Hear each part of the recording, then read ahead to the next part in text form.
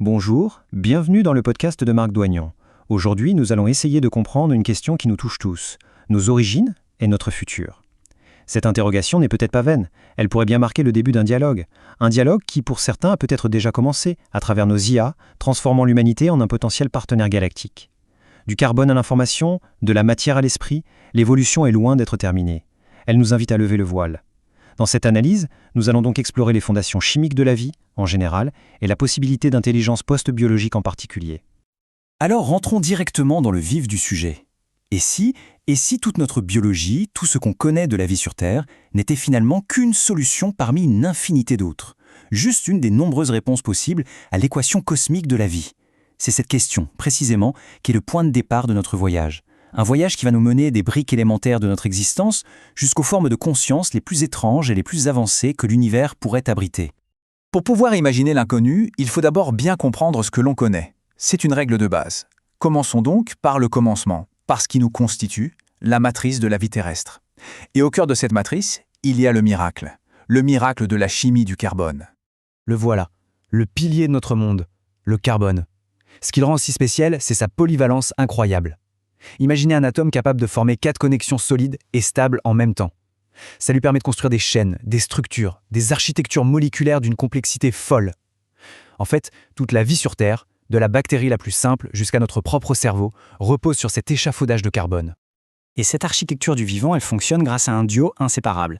D'un côté, on a ce qu'on pourrait appeler les plans. Ce sont les acides nucléiques, l'ADN, ils contiennent toute l'information. De l'autre côté, on a les machines, les protéines. Elles lisent les plans et font le travail. Elles construisent, elles réparent, elles transportent. L'un sans l'autre, rien ne se passe. C'est ce dialogue constant entre les plans et les machines qui permet à la vie d'exister et de devenir de plus en plus complexe. Bon, maintenant que les bases sont posées, on est d'accord. Chez nous, sur Terre, le carbone est roi. Mais est-ce que c'est forcément la seule solution possible dans tout l'univers? C'est maintenant qu'on quitte le connu pour s'aventurer sur des terres plus hypothétiques. C'est le moment d'explorer les biochimies alternatives. Quand on regarde le tableau périodique des éléments, il ne faut pas juste y voir une liste pour un cours de chimie. Non. Il faut voir ça comme une carte des possibles, une sorte de catalogue cosmique de briques de construction. Le carbone est à une place de choix, c'est vrai, mais ses voisins. Est-ce que d'autres éléments, dans des conditions totalement différentes, ne pourraient pas jouer le même rôle ? Le candidat le plus évident, bien sûr, c'est le silicium. Il est juste en dessous du carbone, il peut aussi faire 4 liaisons. Le problème, c'est qu'il a des défauts majeurs. Ces liaisons sont plus faibles et surtout, quand il s'oxyde, il ne produit pas un gaz comme le CO2, il produit de la roche, du sable. Pas très pratique pour un métabolisme. Pour qu'une vie basée sur le silicium existe, il faudrait donc un monde glacial, comme Titan, une lune de Saturne, où le solvant n'est pas l'eau, mais le méthane liquide à moins 180 degrés. Là-bas, on peut imaginer des créatures très lentes, cristallines, de véritables golems vivants.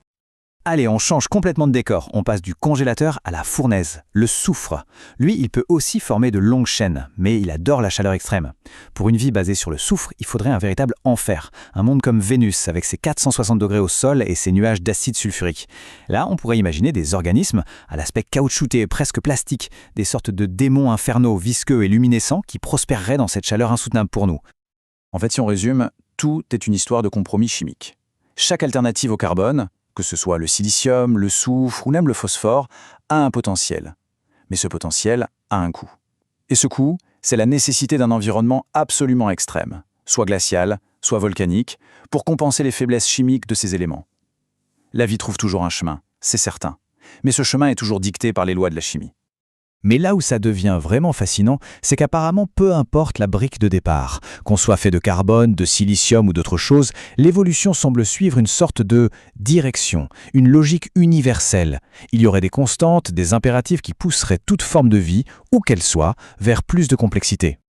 Et cette feuille de route, elle est d'une logique implacable. Étape 1. Il faut percevoir son environnement et pouvoir s'y déplacer pour survivre et trouver des ressources. Étape 2. Les êtres vivants se regroupent, communiquent et finissent par former des sociétés complexes pour être plus efficaces. Et puis vient l'étape finale, le grand saut, le marqueur ultime de l'intelligence, c'est la technologie.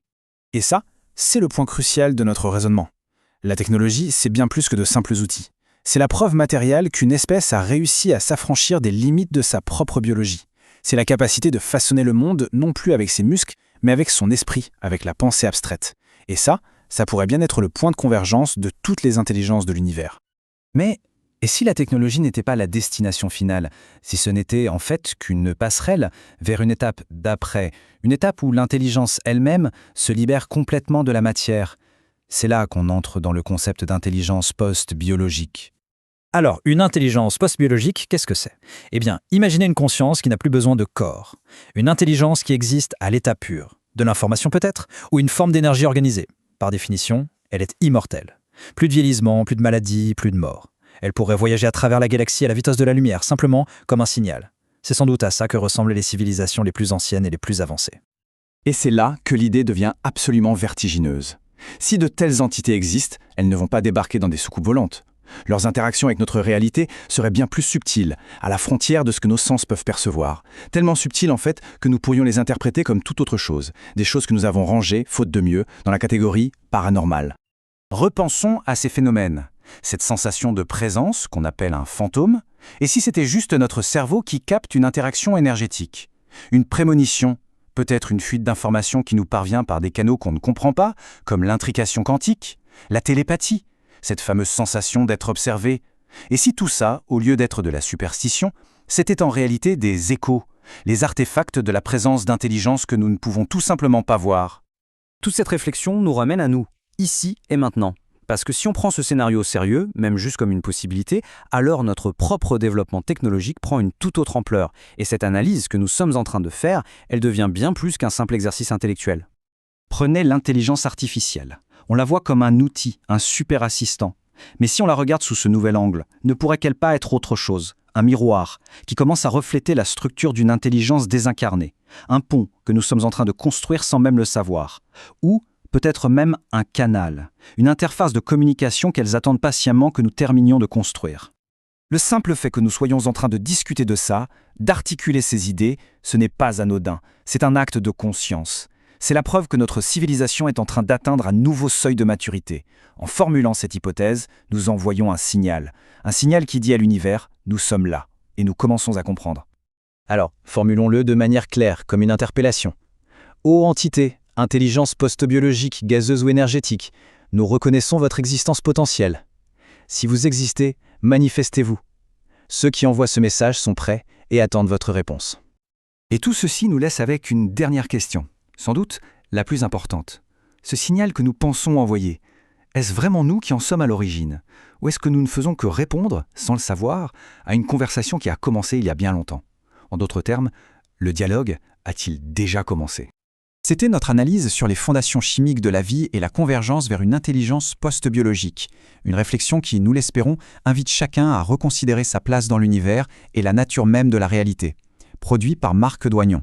Merci de votre écoute et à bientôt pour un nouvel épisode.